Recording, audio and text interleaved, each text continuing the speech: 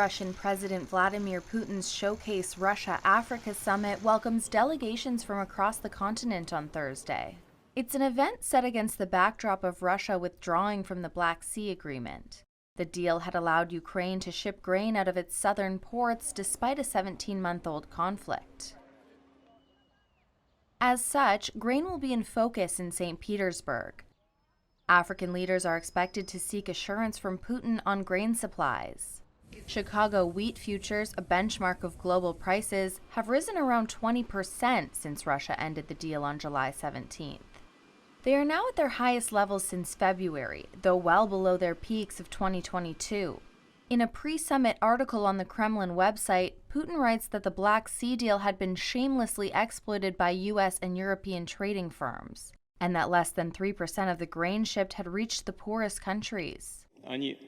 They acted like a vacuum cleaner, wiping out all provisions on the global food market to their own advantage, abusing their monopoly, and putting developing countries at a disadvantage. Putin also says Russia is expecting a record harvest this year.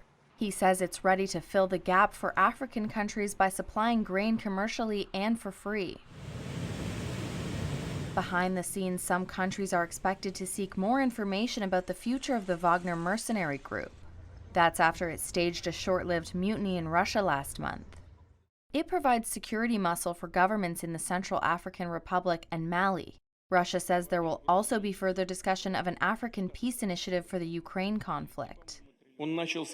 However, Putin's response when presented with the proposal last month was to repeat a familiar list of accusations against Ukraine in the West. Putin is prevented from traveling to many countries because of an arrest warrant from the International Criminal Court. That makes the Russia-Africa Summit an opportunity for him to hold center stage before leaders from an entire continent. Russia says 49 African delegations are taking part. However, that includes just 17 heads of state, sharply down from the 45 who attended the last event in 2019. Russia accuses the West of trying to sabotage the event by dissuading leaders from attending. African governments have mostly remained neutral on the war in Ukraine, as they balance their own relationships with both Russia and the West. Some have had strong ties with Moscow since the Cold War. Many are sympathetic to Putin's idea of countering U.S. dominance in a new multipolar world order. However, most have closer economic links with the U.S. and Europe.